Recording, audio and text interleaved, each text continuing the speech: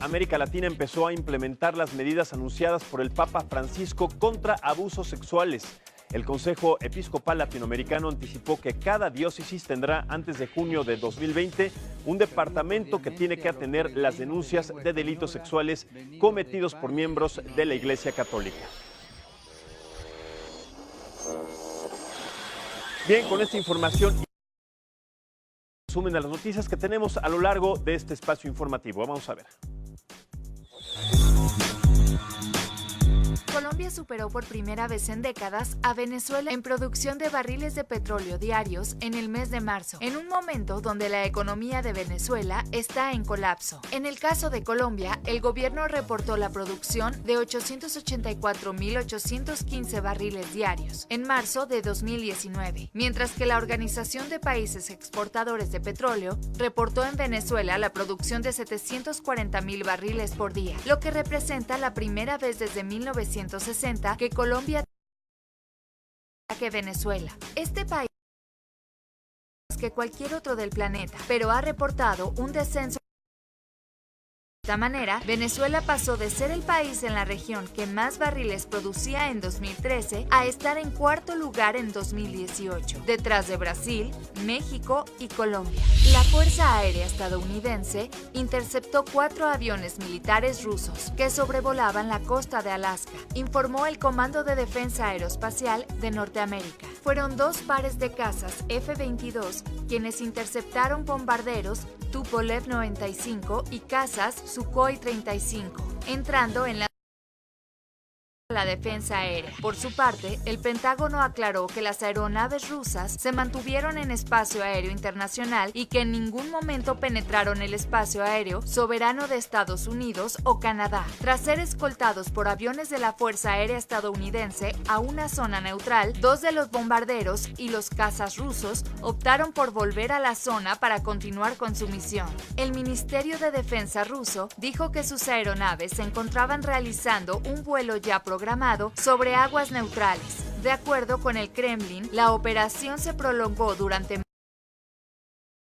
23 civiles murieron el miércoles en bombarderos de aviones rusos y sirios en la provincia de Idlib, informó el Observatorio Sirio de Derechos Humanos, en medio de un aumento de los combates en el noroeste del país que han causado decenas de personas muertas. Los ataques fueron ordenados por el presidente sirio Bashar al-Assad y en ellos al menos 12 civiles perdieron la vida en un mercado popular de la ciudad Marat al-Nu'aman. El resto pereció en distintas zonas. Estas acciones se produjeron después de que facciones rebeldes atacaran la vecina provincia de Hama, causando la muerte de 29 efectivos de las tropas sirias gubernamentales apoyadas por Rusia. Microsoft primero ha retirado la computadora Huawei MateBox X Pro de su tienda en línea en los Estados Unidos, la cual además está catalogada como una de las mejores 3 con el sistema operativo Windows. Sin embargo, las tiendas físicas que todavía la tienen en stock la seguirán vendiendo todavía con el sistema operativo Windows integrado para que las personas que quieran adquirirla no tengan esta preocupación. Microsoft, tenemos que decir, todavía permanece callada ante esta situación con Huawei, pues Satya Nadella, presidente de Microsoft, ha mencionado que no tiene todavía nada que decir al respecto, pero también sabemos que es muy probable que pronto la campaña aplique este veto comercial a Huawei y le quite el soporte a Windows. Y en otras noticias también de Panasonic, pues tenemos que hablar acerca de esta compañía que se suma también a la lista de empresas que vetaron a la Telefónica China. Se trata, por supuesto, de esta empresa que le comento yo, Panasonic, quien suspendió sus negocios con la firma a raíz de las sanciones adoptadas por la Unión Americana. El vocero de la empresa de telecomunicaciones, Joe Flynn, dijo que la relación entre ambas compañías se centraba básicamente en componentes electrónicos, así que todavía tenemos que ver que acerca de esta medida interpuesta por los Estados Unidos, de estas medidas arancelarias hacia China, tienen muchísimas. Hay inclusive no solamente Samsung, sino Sony. También sabemos que otras empresas de telecomunicaciones están aplicando y están quitando de sus líneas de producción diferentes plataformas para saber exactamente cuáles serán las medidas interpuestas finalmente y las consecuencias hacia Huawei en los próximos 3 meses, que es en donde se tiene contemplado que esta medida ya entre en vigor. Pero seguimos allá en la Unión Americana porque American Airlines desafió la política del presidente de los Estados Unidos, Donald Trump, y decidió ampliar de esa manera sus vuelos a Cuba. Se trata de la aerolínea internacional con más vuelos a la isla caribeña, por lo que reafirmó su intención de seguir ampliando conexiones a pesar del endurecimiento del bloqueo y también de las restricciones anunciadas por el gobierno estadounidense. Recordemos que desde mayo la aerolínea ofrece una conexión entre Miami y Santiago de Cuba. En junio además va a establecer una segunda entre la ciudad de Miami y Santa Clara. Y desde julio también va a agregar una ruta más. Este es un sexto vuelo diario entre la ciudad de Miami y también La Habana. Son 3 destinos entonces los mismos que salen de la ciudad de Miami a 3 destinos diferentes en Cuba. De esta manera American Airlines está haciendo una posición enérgica y autoritaria ante la decisión de Donald Trump de no seguir volando y además también de tener un veto comercial hacia la isla caribeña. Pero en más de información de la Unión Americana, el Congreso de Nueva York aprobó una ley que va a permitir, revisar la declaración fiscal de cada persona. ¿De qué manera se va a hacer esto? Bueno, primero el Congreso de Nueva York tiene que aprobar, como le digo, esta ley para que después el presidente de los Estados Unidos la pueda llevar al Congreso, la pueda llevar para su aprobación. De esta manera, la legislación ahora debe ser firmada por el gobernador demócrata Andrew Cuomo, quien ha dicho que la va a estudiar primero muy a fondo, a detalle. Después esta iniciativa que fue votada en medio de una batalla en Washington sobre las declaraciones de impuestos por Donald Trump tendrá que pasar también por la votación en el Congreso. Además, los textos aprobados no mencionan todavía específicamente al mandatario estadounidense, sino que permite a los titulares de 3 comisiones del Congreso tener acceso a las declaraciones fiscales en la ciudad de Nueva York de cualquier funcionario elegido o designado. Vámonos con otras cosas porque la presidenta de la Cámara de Representantes de los Estados Unidos, la demócrata Nancy Pelosi, consideró que el presidente de su país, Donald Trump, está involucrado en un proceso para encubrir posibles pruebas que podrían utilizarse en un juicio político para destituirlo. Dijo que el mandatario está bloqueando los pasos que está dando el Congreso para obtener testimonios y documentos sobre la investigación de la llamada trama rusa del Russiagate. En los últimos días, recordemos, varios opositores han insistido en la posibilidad de iniciar un proceso de juicio político contra Donald Trump. Pelosi además acusa a Trump para evitar este juicio político en su contra. Sabemos en algún momento en la historia de los Estados Unidos que esto sí sucedió con Richard Nixon, se destituyó por cargos de corrupción. Ahora también desde el principio de su gobierno, después de los 3 meses, se han establecido diferentes situaciones para destituir al presidente Donald Trump de su cargo por estos vínculos con Rusia, con Russiagate, acerca de estas situaciones de corrupción. Mientras tanto, acerca de esto, el presidente de los Estados Unidos, Donald Trump, aseguró que su administración está construyendo un nuevo muro en la frontera con México. Sabemos que ya hay un muro construido, pero este lo está sustituyendo. Por eso, en su cuenta oficial de Twitter aseguró que todos los días su gobierno tira viejas estructuras y las renueva, por lo cual calificó como una demolición completa y una puesta en marcha de este muro que él prometió principalmente como uno de sus objetivos claros en su campaña presidencial. Dijo que además los detractores aseguran que no se trata de un nuevo muro, sino de una renovación del ya existente, pero reiteró que eso es incorrecto porque se están construyendo desde cero los muros ineficientes y que además estaban también en mal estado. Sabemos que esta es una situación que ha estado determinando desde hace muchísimos meses, la administración de Donald Trump. Sabemos que es una promesa de campaña, se requieren aproximadamente entre 5,000 y 8,000 millones de dólares aprobados por el Congreso para que se pueda establecer parte de toda la línea fronteriza con nuestro país. No se ha aprobado ni siquiera una cuarta parte de este presupuesto, lo cual todavía no determina de manera justa en qué momento se va a terminar este supuesto muro fronterizo o esta incorporación de estas nuevas vallas. Pero en más acerca de la Unión Americana, un centro de detención ubicado precisamente en McAllen, Texas, fue cerrado luego de que 32 migrantes dieron positivo para influenza. De esta manera, las autoridades estadounidenses dijeron que las instalaciones fueron cerradas temporalmente para contener este brote de infección. Se desconoce si alguno de los enfermos tuvo contacto con Carlos, un guatemalteco, recordemos, de 16 años de edad, detenido en dicha instalación y que fue diagnosticado con influencia y posteriormente murió el lunes pasado por presentar fiebre alta. Pero miren, en otras cosas también el gobierno mexicano se mantiene optimista porque hay todavía ciertas reservas respecto a que se ratifique de manera correcta el tratado entre México, Estados Unidos y Canadá, conocido como el TEMEC. Por parte de los congresos de cada uno de los tres países todavía hay ciertas inconsistencias para que pueda ser declarado viable. El secretario de Relaciones Exteriores mexicano, Marcelo Ebrard, detalló que las principales objeciones y dudas que han surgido entre los legisladores estadounidenses se enfocan en la legislación laboral mexicana, las normas ambientales y también en materia de patentes de fármacos. Sin embargo, dijo que algo que podía impulsar la firma de acuerdo es que Estados Unidos necesita garantizar las inversiones en la región norte del continente americano ante su disputa comercial con China. Y miren, los textos del tratado entre México, precisamente entre México, Estados Unidos y Canadá, que serán enviados para su ratificación al Senado, está en manos de la Secretaría de Relaciones Exteriores en espera de que el presidente de México, Andrés Manuel López Obrador, dé luz verde para ser remitidos a la Cámara Alta.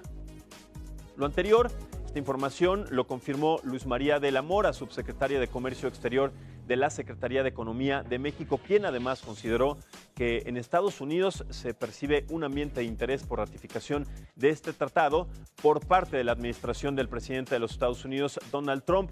Además, la funcionaria mexicana dijo que si todo va bien, el Tratado de Libre Comercio, el TEMEC, como se le conoce, se estaría sometiendo a consulta de los legisladores mexicanos en julio para ser ratificado 90 días después, en las últimas semanas de este año. Pero a ver, vamos a revisar qué sabemos del TEMEC hasta el momento, qué es lo que tenemos que considerar. Bueno, tenemos en entrevista en este momento vía telefónica a Larry Rubin. Él es representante del Partido Republicano acá en nuestro país. Larry, te saludo con mucho gusto. Buenos días, ¿me escuchas?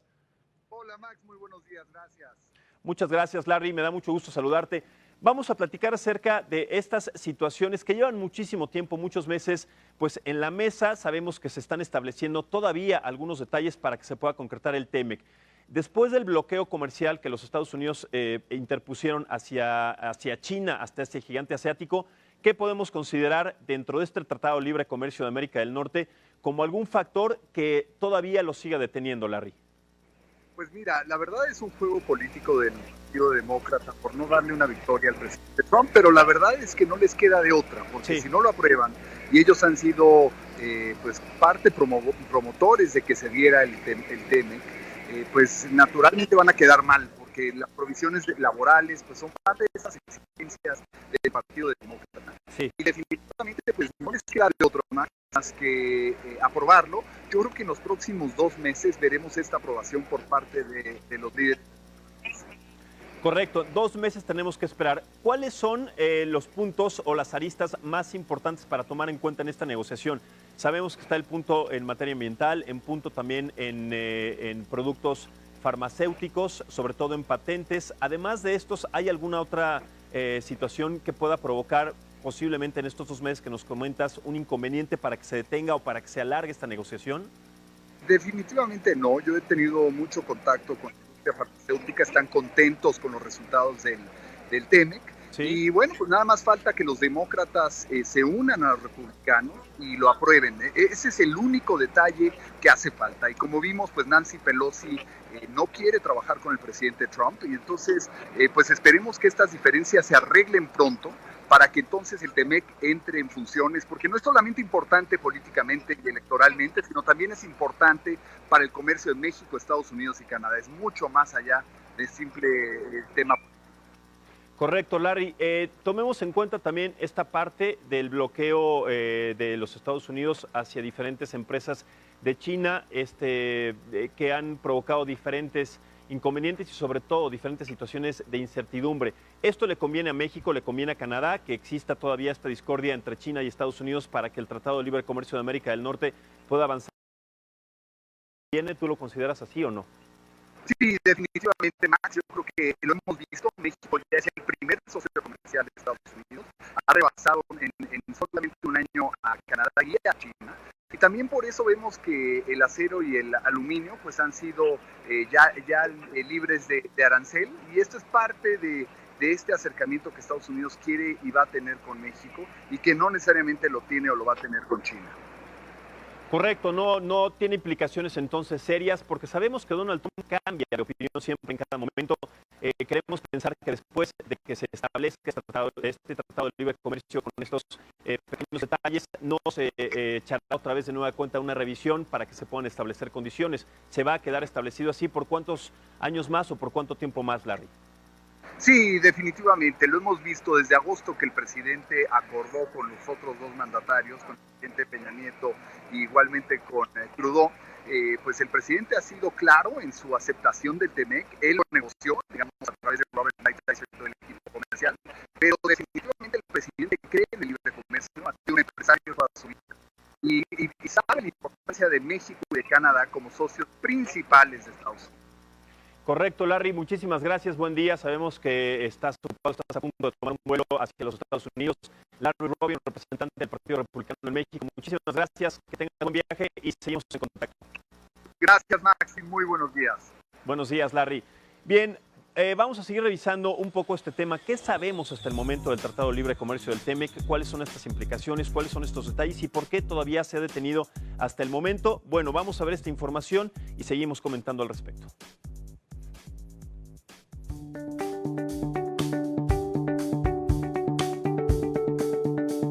El TEMEC es un tratado de libre comercio entre México, Estados Unidos y Canadá, que también se le conoce como Tratado Libre de Comercio de América del Norte 2.0. Las negociaciones para este acuerdo se llevaron a cabo entre 2017 y 2018 y se firmó por Justin Trudeau, Donald Trump y el expresidente de México, Enrique Peña Nieto, formalmente el 30 de noviembre de 2018 en la cumbre G20 en Argentina. El TEMEC está basado en el Tratado de Libre Comercio de América del Norte, que entró en vigor el 1 de enero de 1994. Lo que distingue, entre otras cosas, al TLCAN del TEMEC es una introducción y actualización de la propiedad intelectual. Dentro de las industrias en las que el TEMEC tendría un mayor efecto, en su cadena de valor se encuentran la industria textil y la industria automotriz. Sin embargo, en otras industrias, como la química, se abrirían nuevas oportunidades para entrar al mercado y aprovechar las nuevas regulaciones del TEMEC para ampliar sus procesos de producción. De acuerdo con la subsecretaria de Comercio Exterior, Luz María de la Mora, la ratificación y entrada en vigor del TEMEC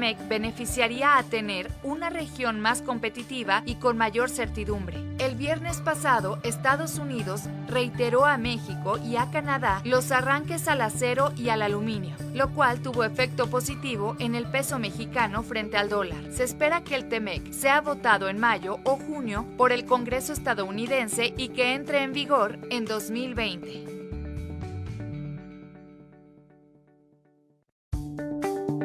Ya lo escuchamos, entre finales de este mes, de mayo y de junio, se terminará de votar en el Congreso para que tome vigor a principios del 2020. Todavía tenemos el segundo semestre del año para que se puedan disolver ciertas diferencias y que se pueda firmar definitivamente el Tratado de Libre Comercio de América del Norte entre Canadá, México y los Estados Unidos. Pero en otros temas económicos también le quiero platicar que la ministra de Asuntos Exteriores de Canadá, Chrystia Freeland, supervisó la producción de acero en una fábrica del país y celebró también la decisión de los Estados Unidos de eliminar los aranceles a este material y también al aluminio, los aranceles que además habían sido interpuestos desde finales del año pasado. Freeland visitó las instalaciones de Evraz North America, esta compañía que es líder en la región de la producción de artículos de acero para mercados ferroviarios, energéticos e industriales. Por eso, de esta manera, la Asociación Canadiense de Productores de Acero agradeció la visita y también la labor que realizó el gobierno de Justin Trudeau, que llevó a la eliminación de los aranceles por parte de los Estados Unidos.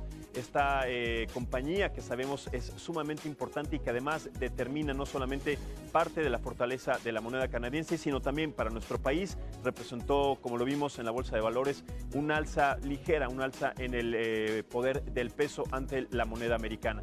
Pero bueno, vamos a hablar ahora justamente de la industria del acero, porque le quiero informar que las autoridades británicas anunciaron la liquidación definitiva del grupo siderúrgico privado British Steel, el cual tiene graves problemas de liquidez relacionados con la incertidumbre sobre el Brexit, lo que dejará sin trabajo aproximadamente a unos 4.500 empleados. Esta liquidación además significa que los activos de British Steel en Reino Unido serán vendidos para pagar los salarios de sus trabajadores y de esa manera indemnizar a los proveedores de esta materia prima allá en el Reino Unido. Además, los sindicatos británicos habían pedido repetidas veces al gobierno que interviniese nacionalizando el grupo, propiedad, recordemos, del fondo de inversiones Great Bull Capital. Por eso hay que considerar que no solamente los activos en los Estados Unidos, en Canadá y en México sobre el acero son importantes, sino también ahora en temas del British, del cual platicaremos un poco más adelante acerca de materias primas tan importantes como el acero y el aluminio.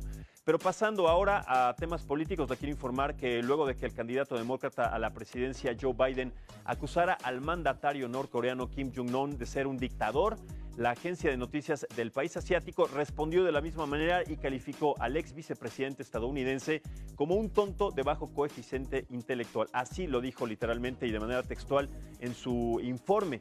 El medio informativo del Estado además se lanzó duramente contra Biden y dijo que su retórica es difamatoria, imprudente y además es absurda y carece de fundamentos. Durante un acto de campaña el pasado fin de semana, recordemos, Biden acusó también al presidente de los Estados Unidos, Donald Trump, de hacer de su país una nación que abraza a los dictadores y tiranos como Vladimir Putin y también como Kim Jong-un. Bien, en otra información, una comisión del Senado de los Estados Unidos aprobó una iniciativa bipartidista con la que se pretende acelerar de manera contundente la planeación de las instituciones financieras internacionales para reconstruir a Venezuela. Esta medida también autorizaría una nueva asistencia humanitaria por $400 millones y además reconocería un apoyo formalmente de las acciones del dirigente opositor venezolano Juan Guaidó para restaurar de esta manera y poco a poco la democracia en el país sudamericano. Por eso la propuesta será enviada ahora a consideración del Pleno del Senado. Vamos a saber todavía en estos meses, por lo menos en estos próximos 2 o 3 meses, cuál será también la respuesta de Nicolás Maduro ante esta situación. Mientras tanto, en otras cosas también ahí mismo en Sudamérica, el ministro de Relaciones Exteriores de Colombia, Carlos Holmes Trujillo, afirmó que más de 1.200.000 venezolanos han llegado a su país, lo cual se convierte en la segunda migración más grande del mundo después de los sirios que pues parten a Turquía. Dijo que es el movimiento migratorio que se ha presentado con mayor rapidez al llegar a números tan altos en tan poco tiempo. Por eso vamos a escuchar pues al respecto diferentes declaraciones e información para poder conocer un poco más a fondo este dilema humanitario que ha atacado durante muchísimo tiempo a la nación sudamericana. Vamos a verlo y regresamos. Hoy son 1.296.552. Se trata de la segunda migración más grande del mundo, después de los sirios en Turquía, pero la que se ha presentado con mayor rapidez al llegar a números tan altos en tan poco tiempo. Y mientras tanto, el presidente de Venezuela, que no se queda callado ante estas declaraciones, Nicolás Maduro, ordenó a la Fuerza Armada capturar sin vacilación a los traidores luego de un fallido alzamiento militar encabezado por el líder opositor Juan Guaidó. Este alzamiento militar, recordemos, sumamente dramático y donde además vimos escenas en donde personas perdieron la vida. Bueno, esto le ha hecho prácticamente imposible cualquier aventura refiriéndose precisamente a los Estados Unidos. Vamos a escuchar también a continuación lo que dijo el presidente venezolano al respecto de esta situación. Estar preparado las 24 horas para defender el derecho a la paz frente a los traidores. Si surge un traidor, capturarlo inmediatamente. Es una orden. Bien, vamos a cambiar, si les parece, ahora de información. Vamos a hablar acerca ahora de un tema que también está dando la vuelta al mundo, porque al finalizar precisamente la audiencia general en el Vaticano, el Papa Francisco invitó a rezar el rosario diariamente, en particular durante el mes mariano, pero sobre todo pedir más por los más necesitados, las personas más necesitadas a nivel mundial. El pontífice dijo que tradicionalmente en el mes de María se llama al pueblo cristiano a multiplicar sus gestos cotidianos de veneración e imitación de la Madre de Dios. El líder católico finalizó la catequesis pidiendo a todos los presentes en la Basílica de San Pedro convertirse en hombres y mujeres de oración. Bien, si les parece, vamos a hacer una pequeña pausa, es muy breve, pero continuamos en más noticias, con más información en esta primera emisión de Noticias del Heraldo Televisión. Volvemos.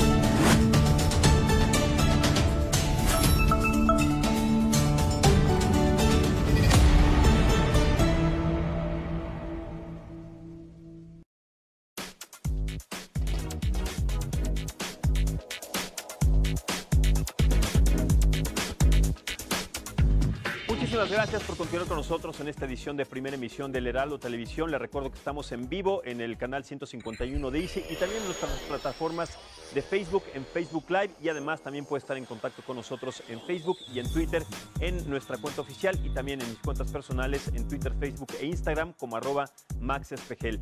Bien, vamos a seguir con esta información porque la directora ejecutiva del Fondo de las Naciones Unidas para la Infancia, Henrietta Fore, urgió a proteger a los miles de hijos de los combatientes extranjeros que están en campamentos, en centros de detención y también en orfanatos de Siria e Irak. Aseguró que son los niños más vulnerables que existen actualmente en el planeta. La funcionaria además dijo que estos menores de edad son víctimas de un doble rechazo porque han sido estigmatizados por sus comunidades y además rechazados por sus gobiernos. La mayoría de ellos, recordemos, fueron coaccionados o manipulados para que apoyaran a grupos armados o tuvieron que hacerlo de manera involuntaria para poder sobrevivir ante estos regímenes que han sido determinantes y que además han prohibido, han separado, han segregado familias durante muchísimos años, sobre todo en esa parte del mundo. Pero de regreso a Sudamérica, el presidente de Brasil, Jair Bolsonaro, prohibió el uso de fusiles, caravanas y también escopetas por parte de ciudadanos, quienes solo podrán portar pistolas o revólveres que no sean de uso exclusivo de los militares, de la fuerza militar. Lo anterior, luego de que el mandatario aprobara un decreto en donde permitía el uso de armas, pero que fue duramente criticado por 14 de los 27 gobernadores de su país, así como también organismos de derechos humanos de diferentes entidades. Además, esta polémica creció esta semana cuando el fabricante brasileño de armas Taurus anunció que tenía 2,000 pedidos de fusiletas T4, una poderosa arma semiautomática, pero estos pedidos no venían de las Fuerzas Armadas, sino estos pedidos eran de diferentes personas a pie, si se le puede considerar así, de diferentes personas de la sociedad que trataban de comprar de manera clandestina o de manera ilegal estas armas para portarlas para su defensa personal. Pero hablando justamente de las armas en Brasil, las autoridades de este país confirmaron que un hombre desafortunadamente asesinó con una pistola a 3 personas en una iglesia bautista del estado de Minas Gerais, minutos después de matar a su exnovia a puñaladas dentro de su casa. El agresor, un ex militar de 39 años de edad, se encuentra internado en estado grave en un hospital después de haber sido baleado por la policía militar para repeler esta agresión. Ahora sabemos que este tipo de situaciones, que este tipo de acciones son lógicamente la reacción que el gobierno de diferentes países y también diferentes gobiernos de Brasil han estado criticando duramente la decisión de Jair Bolsonaro, porque personas a pie que tienen un arma pueden cometer este tipo de delitos y actos todos los días. Ahora vamos a pasar a este video. Le pido, como siempre, pues muchísima discreción, sobre todo si tiene menores de edad, porque es un video captado de un sujeto que estaba prendiendo fuego a 2 indigentes en la ciudad de Buenos Aires, en Argentina. Son imágenes fuertes, por eso le pido discreción al respecto. Estas imágenes muestran cómo el auto se detiene bajo un puente de la avenida General Paz. Vean nada más.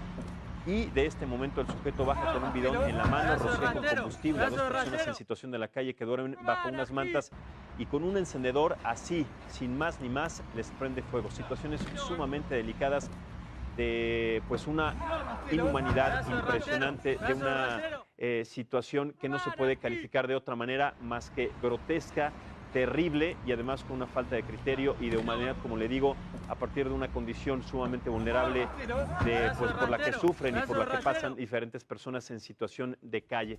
Pero luego, después de esta situación, este sujeto cobardemente corre hacia su automóvil entre insultos y carcajadas. Además, después huye junto a un cómplice que también lo estaba esperando en uno de los automóviles que estaban ahí estacionados, pero afortunadamente las víctimas se quitaron las prendas en ese momento, las prendas incendiadas, y sufrieron después quemaduras leves y fueron atendidas después en un hospital cercano. No perdieron la vida, no tuvieron lesiones de consideración, así que afortunadamente esto no pasó a mayores, pero ahí está la imagen y el video de estas personas que causan estas laceraciones y que hacen este tipo de agresiones a personas que están desafortunadamente en una situación de calle.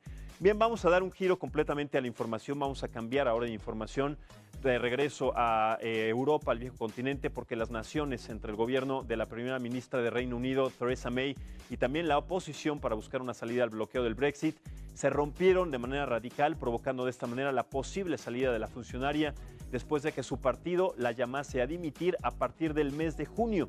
Las discusiones han ido tan lejos como era posible, afirmó de esa manera el líder de la oposición laborista Jeremy Corbyn, y anunció que las abandonaba ante la creciente debilidad e inestabilidad del Ejecutivo.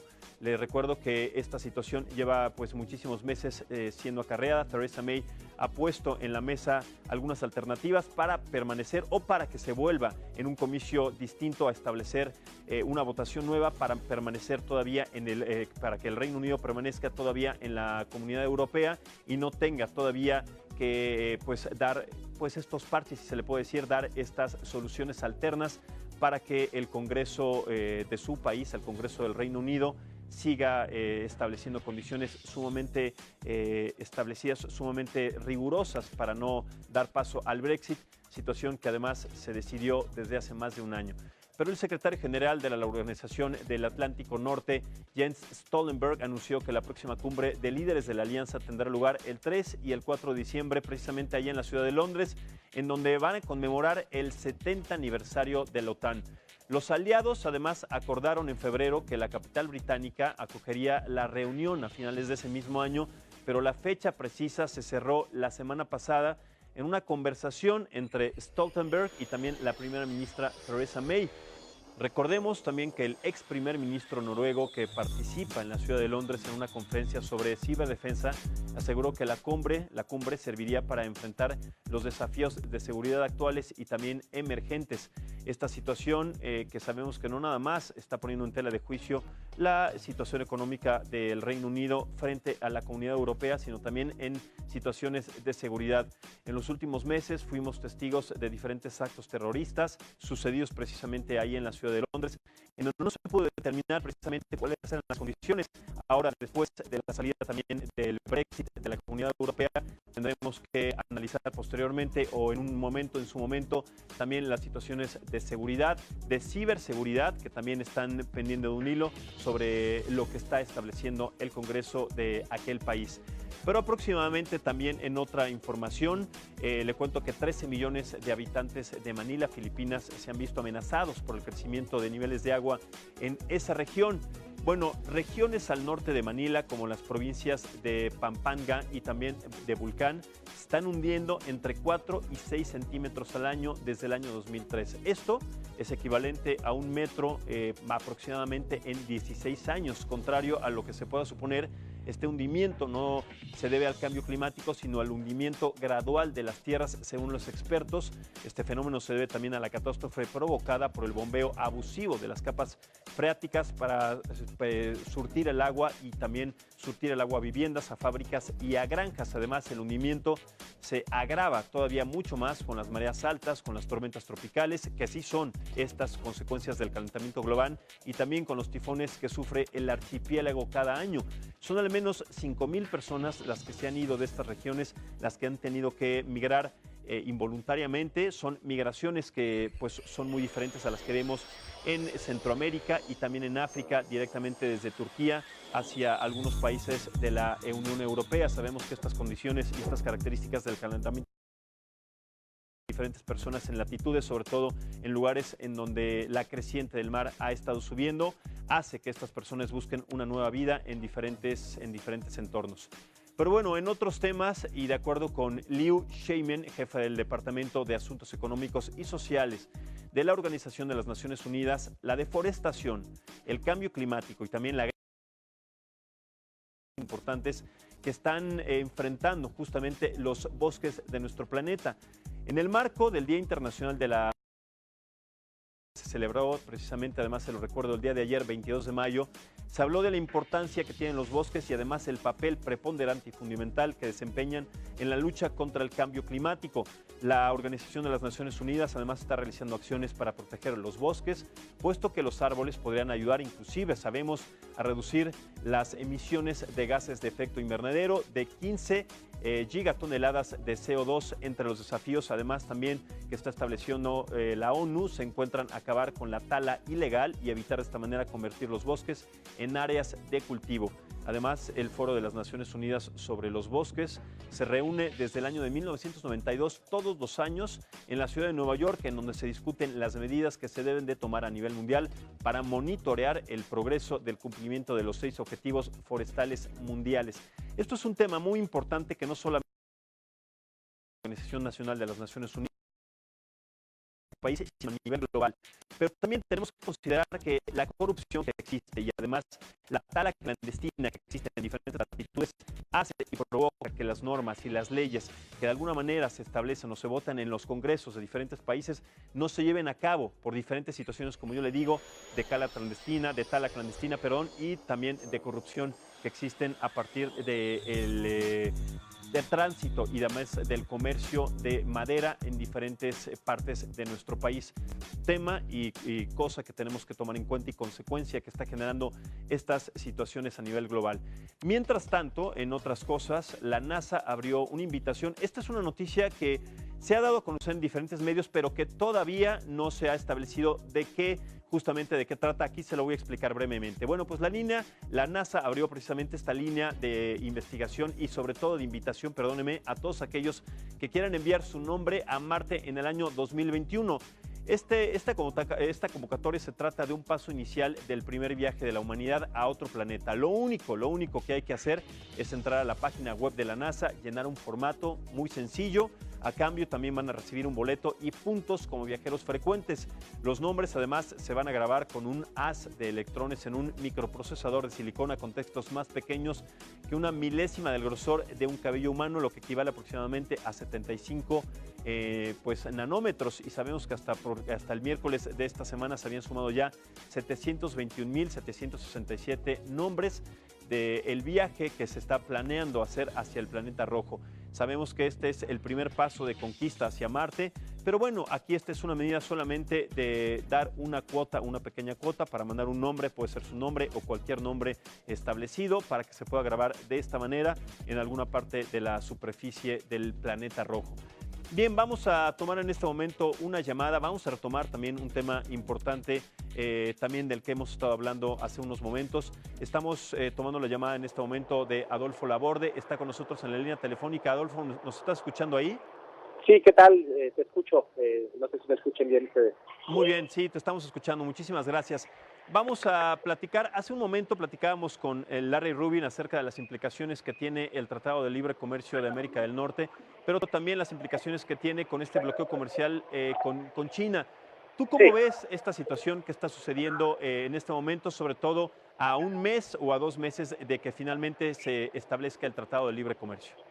Bueno, mira, es una situación compleja para todos los actores en el entorno económico internacional. Hay una disputa por el liderazgo en las relaciones económicas internacionales, pero eso también tiene que ver mucho con el tema de la emergencia de China como un poder, el tema no solamente en el tema económico, sino el político, y por supuesto eso afecta directamente a México, porque México hace algún tiempo había pensado, así lo dijo el presidente Obrador, que China sería una magnífica opción para diversificar nuestras relaciones económicas, siendo que en la renegociación del TEMEC hay un punto específico donde se le solicita a los países miembros del TEMEC, de Canadá, Estados Unidos y México, de avisar a los miembros en caso de que alguno de los miembros quisiera establecer algún contacto, alguna relación comercial con un país que se le considerará una economía no de mercado, ¿no? Entonces, el antecedente es el Tratado de Libre Comercio que quería firmar Canadá con China. Sin embargo, bueno, pues ahí estamos nosotros metidos en toda esta incertidumbre. Si bien es cierto, la guerra comercial, los aranceles extraordinarios han beneficiado a México en el primer trimestre, se convirtió México en el primer país socio de Estados Unidos. Eso no quiere decir que pues las consecuencias de la guerra comercial, específicamente de este nuevo proceso de fragmentación productiva que se está planteando, pues vaya a afectar a la productividad de nuestro país y sobre todo a la gente que de alguna manera está pensando invertir, ya sea en México a través de firmas chinas o bien en el contexto del Tratado de Libre Comercio. Claro, este es de este lado del mundo, del occidente, pero ahora generando la información de este contexto, pasamos ahora a la Unión Europea. Tocando el tema concretamente del Brexit, Theresa May ha establecido diferentes situaciones, ha estado poniendo parches, ha estado proponiendo a la oposición diferentes situaciones y salidas para que el Brexit tome una nueva causa, pero no han sido tomadas en cuenta y además no han sido aprobadas. Tomando en cuenta lo que tú nos estás diciendo acerca de las consecuencias del Tratado de Libre Comercio que pues pueden llegar a tener implicaciones si es que no se llevan a llevar a cabo en estos 2 meses, en el Reino Unido, allá en Europa, ¿cuáles podrían ser estas consecuencias y además estas implicaciones si es que Theresa May no logra concretar estas propuestas?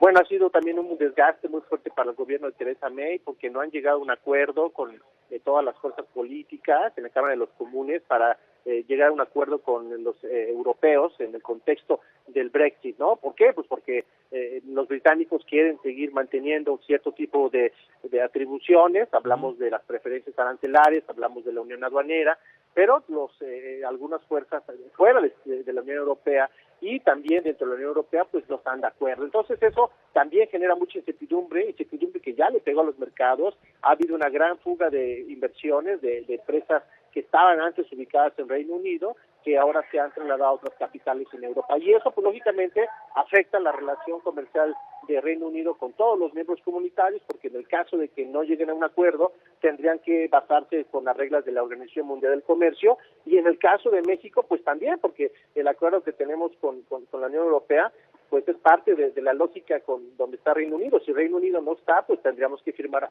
un acuerdo paralelo, o bien también basarnos en el contexto de las reglas de la Organización Mundial del Comercio. Correcto, entonces estamos pensando que si no son aprobadas estas nuevas medidas, estas opciones que Theresa May propone, ¿cuánto tiempo le queda todavía para permanecer en el puesto? Y además, ¿qué es lo que se va a tomar también como medida precautoria para que alguien entre también en este puesto para sustituir a Theresa May? ¿A quién están considerando? Eso se puede decidir en los próximos días, porque hay elecciones en este fin de semana, elecciones para el Parlamento Europeo, y de ahí va a haber, pues por supuesto, una caída de los conservadores, la gente que la apoya, y eso lógicamente podría apresurar su salida. No hay nombres todavía, se hablaba del ministro de Salud, pero también se hablaba del ministro del Interior. No hay nombres, puede ser cualquiera, porque todos están, como decimos en México, un tanto agotados políticamente, no hay figuras, ¿no? Podría ser también el cambio de batuta hacia el otro partido que ahí está tratando de tener control político, pero no hay fecha todavía para hacer el Theresa May. Se dice que puede anunciar su salida el próximo lunes, y en este contexto, pues bueno, pues hay una fecha de gracia que los europeos les han dado a los británicos hasta el 31 de octubre para decidir cuáles van a ser los términos de la salida del Reino Unido. Correcto. Ante esta inminente salida del Brexit de la Comunidad Europea, ¿quién sale perdiendo de manera más significativa? ¿El Reino Unido, la Unión Europea? ¿En qué momento se puede considerar, si esto sucede, un nuevo referéndum para volver a incorporar al Reino Unido a la organización de los estados, de los países europeos, a la organización más importante que existe en este bloque? Bueno, mira, pierden en un primer momento todos, porque los británicos pierden, dejan de tener cierto tipo de prioridades en el contexto de las preferencias arancelarias. Hay un debilitamiento político de estos esquemas de integración que se pensaron los más acabados, los más delineados para poder generar una integración de varios miembros. Lleva muchos años en este proceso de integración en la Unión Europea desde 1957 y han pasado por todos los esquemas y los pasos de los procesos de integración hasta llegar a la Unión Política. Entonces eso no sería un buen referente para aquellos esquemas que ya existen y que quieren seguir este modelo. Y número dos, pues también pierden los europeos porque dejan de tener un aliado muy importante en el contexto no solamente económico, sino también en el contexto político, y eso pues lógicamente será una afectación para los mecanismos de seguridad como la propia OTAN. Correcto. A ver, estamos hablando de las implicaciones económicas, pero también hablando de las implicaciones de seguridad, de ciberseguridad y también de seguridad en cuanto a su Guardia Nacional, si se le puede considerar así. ¿Tiene alguna implicación el hecho de que salga el Brexit también de la Unión Europea?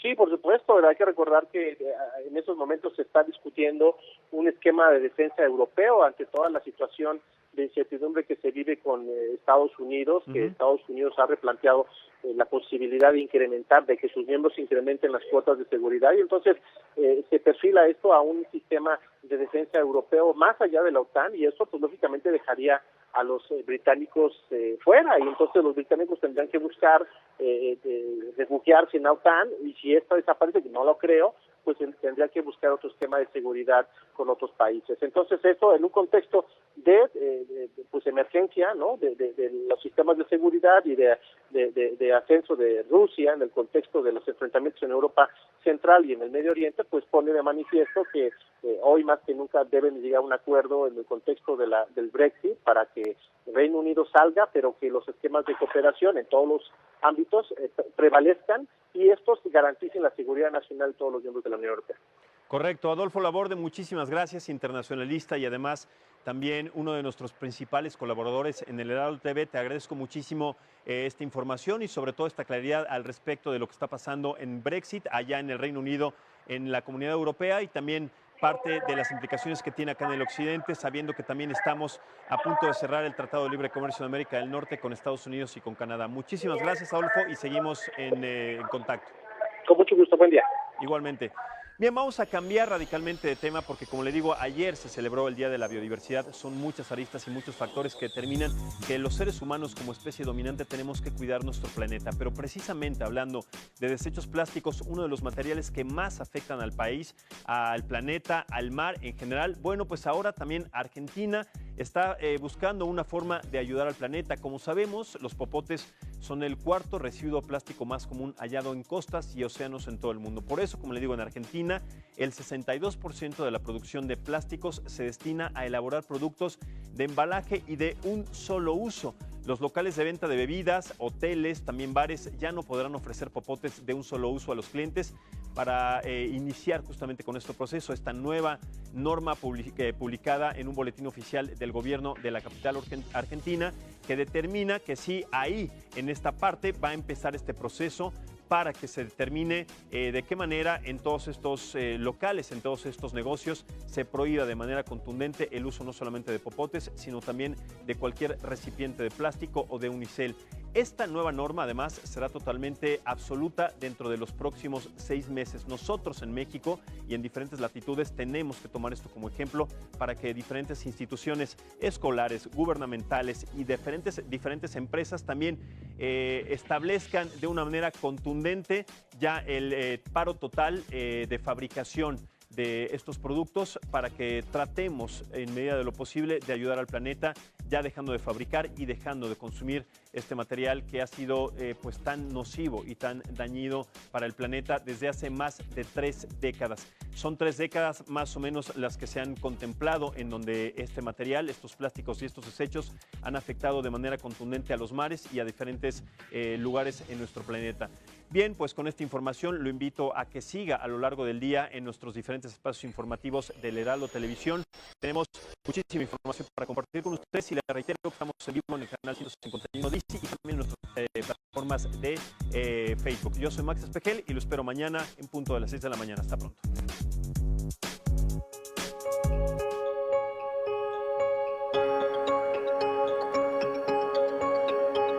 Hoy se celebra el Día Internacional de la Tortuga. Se trata de una iniciativa para tratar de salvar a este animal, el cual es la criatura más antigua del mundo que ha estado en la Tierra por 200 millones de años. En el planeta existen 7 especies de tortugas marinas. 6 de ellas están en peligro de extinción. Los humanos somos los principales causantes de su posible desaparición. La contaminación de los mares es uno de los grandes problemas que hay que resolver, mientras que los residuos plásticos presentan uno de los riesgos que estas especies deben enfrentar. Existen imágenes desgarradoras donde se observa a estos animales con popotes enterrados o atrapadas en las rejillas donde son empaquetadas las cervezas. Otro peligro que enfrentan las tortugas son el saqueo de sus nidos, ya que sus huevos son considerados una delicadeza. Además, los desarrollos turísticos indiscriminados las alejan de las playas donde anidan. Estos animales pueden viajar hasta 15,000 kilómetros en un año y sumergirse a profundidades de 1,200 metros. Este día, organismos como Greenpeace realizan actividades educativas en todo el mundo para generar conciencia de la importancia de las tortugas.